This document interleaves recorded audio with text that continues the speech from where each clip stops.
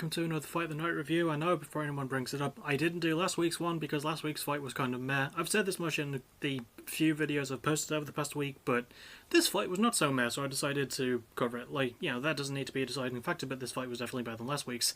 Spoiler alert, it was Pedro Munhoz versus Dominick Cruz. It was on the prelims, and sad it was on the prelims for UFC 269 at the T-Mobile Arena in Las Vegas, Nevada. Was it Las Vegas?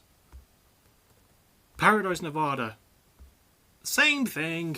But yeah, we don't really have a lot else to do. We've just got to go through the fight round by round and tell you how good it was, so let's do that. So the fight begins, and as we know, not just from bantamweights, but from these two as well, they're both nippy buggers. They're both, you know, moving in and out, going for like a good couple of sharp shots. Dominick Cruz especially, he's someone who always leans in a lot with his full weight when he goes for something, but he's always been so good at getting back out of the way.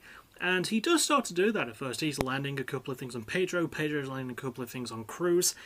And then we get to a very pivotal moment of the fight, because Cruz definitely had, like, you know, a fairly early portion of this round. But then, during a stance switch, he was clipped with a jab that knocked him down, and Pedro followed up with that. Started landing shots on him against the cage, and Cruz managed to recover, but it was looking dicey for him. He was hit pretty bad, obviously, and it took him a while to really recover from it, but he did manage to recover well enough, and he did, you know, even though he was on his back on the ground, that's really the only groundwork of the fight. And Pedro didn't really get many chances to capitalize on it because of how good Cruz's movement is.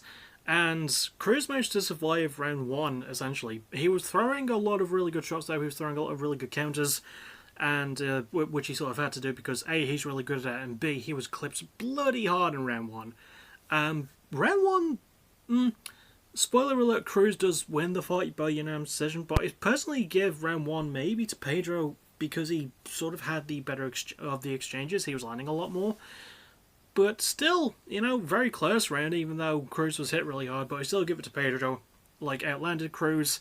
When he had him in trouble, he knew it. It was a shame he didn't really fully get to capitalise, but he did pretty well. And Cruz, props to him for surviving this round and for landing some really good combos on the way out. He was clipped with a bad leg kick at one point as well, which was a thing that they both did as well. They went in with some really good calf kicks, but you know, more on that in round two. And before we get to round two, I did forget to mention a moment in round one which I liked, which is Pedro landing a combo and going for a head kick, but Cruz evading beautifully. This is before Cruz was knocked down, but let's focus back on round two. And, you know, to be honest, the graphic will probably pop up about now for it. But yeah, round two, Pedro was sort of looking good early in the round. He was landing a good couple of strikes against Cruz. He was looking for the counters a little bit more. He did land a good couple of hooks, but Cruz, his head movement, like his entire body movement, has always been... I've always found it fascinating. Cruz is just one of my favourite fighters to watch fight. And yeah, this round is a perfect example of that. He was evading a lot of Pedro's shots. He was hit with a good couple. He was hit with a good leg kick in round two, as well as some of the ones he was hit with in round one. But he managed to evade. He was using his movement quite well. He was landing some really good shots. He opened up some good combos. He eventually, like in round two, I think specifically, he landed a great combo that could open like the side of Pedro's head, so it was like the blood was pouring down here, so it wasn't a major obscuring, and it wasn't even a lot of blood, but he did open a cut on him, and it is something you notice, and he started being a little bit more aggressive, but Cruz, you know, played his usual smart game plan as he usually does whenever he fights. Pedro was a bit hesitant to keep pressing on after that. He did land a good couple of shots, but Cruz definitely ran away with round two, in my opinion. There was a good moment as well where he went for a takedown, I think in round two or three, and Pedro was able to stuff it, but Cruz managed to pick that back up with some really good strikes and a huge knee. And Pedro, like, he's just got a chin on him. I don't think Pedro's ever been finished. I think that's something that commentary points out, but yeah, Cruz lands a huge knee and some really, really good shots, and by the time round two is over, I give it to Cruz. Definitely managed to walk away a lot better with the exchanges. He was playing a lot more to his plan. He was in a bit less danger this time around, especially considering that his entire style always revolves around not getting hits, which is, you know, something a lot of fighters should really consider taking up. I mean, it's why I like watching Cruz, you know? Like, if you're in a fight game and you want to win, try not to get hit so much. But yeah, Cruz obviously understands that, and yeah, this round was a really great example of that, and I give round two to him. Then we get to round three, and the fight does sort of lose a bit of its excitement by this point. Like we even see a live odds change thing where it's swinging in more in favour of Cruz, and he's almost a -500 thing. And yeah, is it minus 500 or plus 500? I think it's minus 500, right? If you're like the person people are betting on, specifically, like if you've got more of a chance.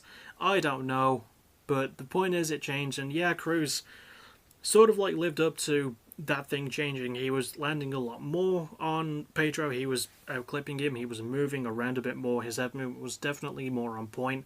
He wasn't, like, he was barely in any danger in round 3, but Pedro, props to him, he stood through the storms of Cruz and did start landing some he landed some really good shots to the body. There was great body work in round 2, which I forgot to mention, but yeah, Cruz was doubling up on the body work in round 3 and then going up high to the head, and Pedro was sort of like a one and done fighter in round 3. Like, he was going for something then pulling back, and he was a lot more hesitant. And again, I don't really understand fully why he was. I know he was hit pretty hard with some strikes in round 2, but Cruz had only gone for one takedown, and Pedro stuffed that. So, you know, Cruz didn't even try it in round 3.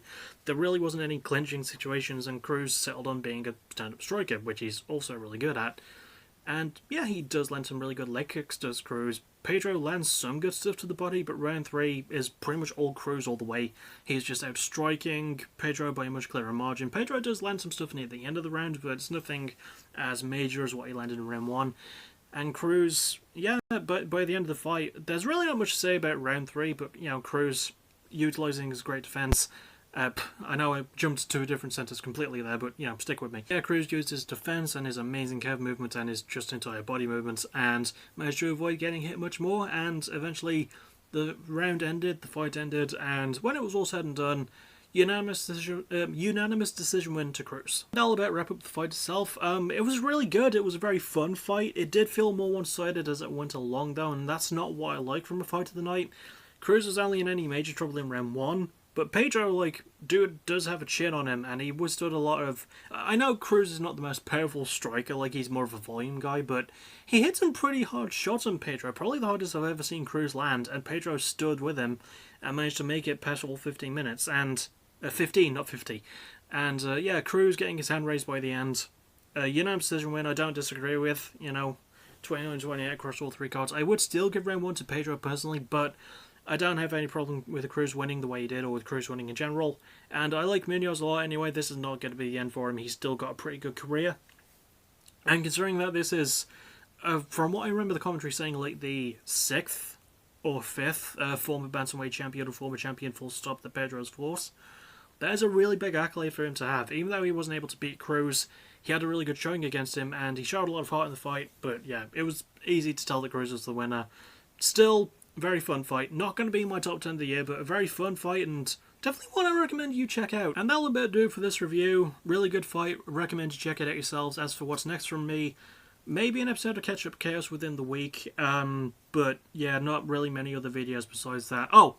Also, PBW vs AVW is going to return on Tuesday because I've had the week off, and I should set up a card for that by tonight. So I'll try and do that. But that's for then. I don't really have many plans besides that, except for the Catch Up Chaos video. And then I get to work on my top 30 albums of the year, which I have all sorted, even though I haven't reviewed one of them yet, because I'm a naughty, naughty boy. So I'll see you all. It was creepy even how I said that. So I'll see you all soon, possibly Tuesday night. Maybe Tuesday day to get the Catch Up Chaos episode out, if I'm able to review all these 6 albums on that episode, quick like. Only time will tell, and as always, thank you for watching, you're awesome, bye bye.